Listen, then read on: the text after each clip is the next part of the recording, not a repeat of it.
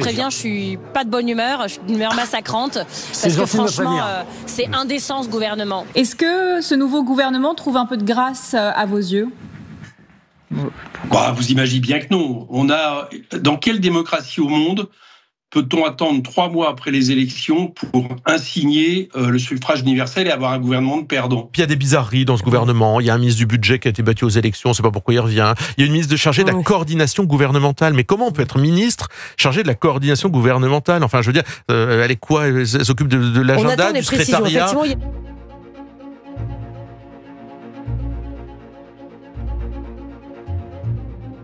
C'est un gouvernement fragile.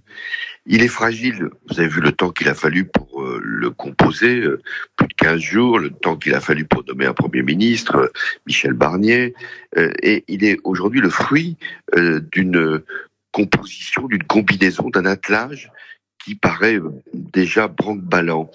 Et puis, il est fragile parce qu'il est lourd, ce gouvernement, sans poids lourd d'ailleurs, c'est ce qui est frappant. Non, ça ne me satisfait pas et je crois que les Français aujourd'hui se sentent floués. C'est une gifle au peuple français qui est effectuée parce que non seulement ce gouvernement est un gouvernement réactionnaire, mais en plus qui va faire exactement la même politique que celle de M. Macron, sûrement en pire, alors même que les Français ont refusé très majoritairement cette politique. C'est un gouvernement contre nature et c'est un gouvernement contre la nature. J'essaye de chercher quels étaient les critères de sélection pour y être. Alors manifestement, il fallait être de droite. Manifestement, avoir fait la manif pour tous était un critère très favorable pour remonter en haut de la liste. C'est inadmissible ce qui se passe. On a fait quand même le front républicain et on se retrouve ce soir avec un affront républicain. On a l'impression que le critère, en fait, pour être au gouvernement, c'est d'avoir perdu des élections, qu'elles soient législatives. Nommer des gens que plus personne ne veut voir. Les Français ont voté contre tous ces gens-là. Ils les retrouvent en train de diriger les affaires du pays. Donc je pense que c'est un non-sens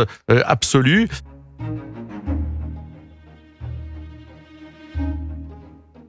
Oui, je pense qu'il faut le censurer et une motion de censure socialiste me paraît la meilleure méthode pour essayer d'avoir le maximum de parlementaires qui s'y retrouvent. Bien sûr, c'est une motion de censure automatique.